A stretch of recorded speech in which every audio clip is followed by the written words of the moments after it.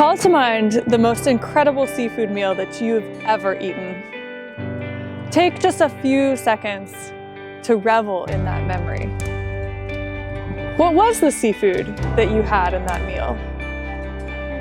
Think about what enticed you as you got ready to eat. Think about how the meal was plated, the shapes, colors, and arrangement. Now, think about that first perfect bite. What were the textures, aromas, and flavors that made the dish so incredible? Who shared that incredible meal with you? Do you remember the conversation you had with them? Finally, where were you? With family? At a friend's house? At home? If you're anything like most Americans, there's a good chance you're eating that incredible seafood meal out at a restaurant. That's because 65% of American seafood expenditures are in restaurant settings. And we tend to eat fancier seafood at restaurants than we do at home. But what happens when you can't go out to the local restaurant to get your favorite seafood dish?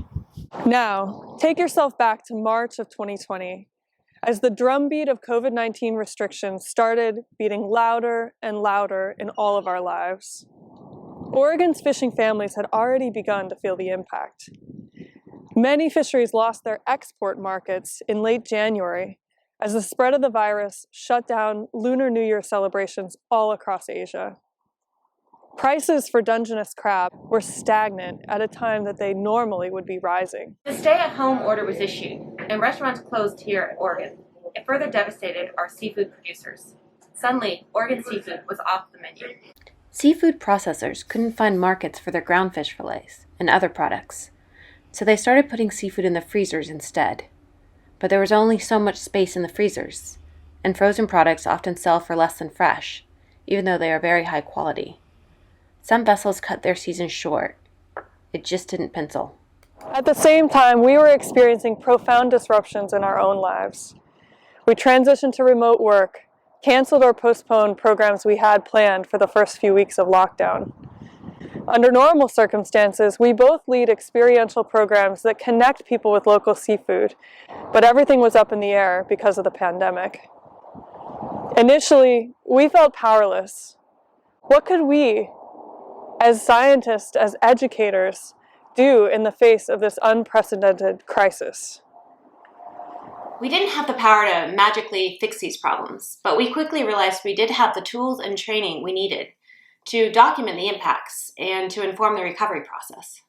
In late April, with our colleague Jamie Doyle, we launched an online survey to understand the impacts of COVID-19 on Oregon's seafood industry.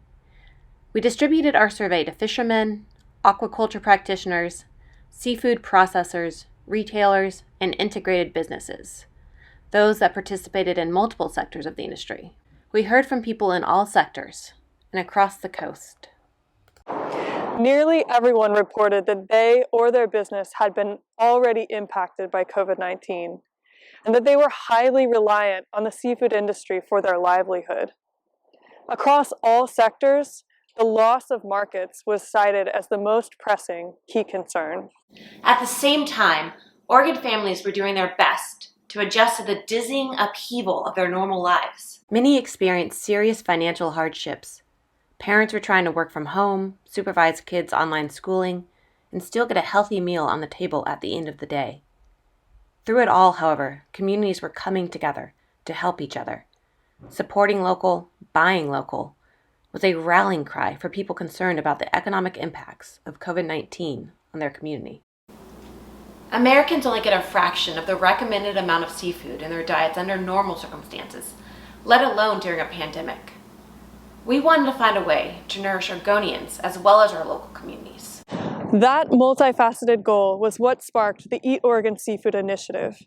Starting in May, Angie, Jamie, and I partnered with the Oregon Department of Agriculture to launch the Eat Oregon Seafood campaign on social media.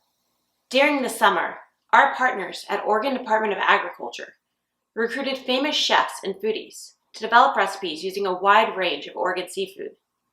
Their posts on social media reached more than 1 million people using the hashtag #EatOregonSeafood. This fall, we have continued to recruit home chefs and ask you and them to share their favorite Oregon seafood recipes.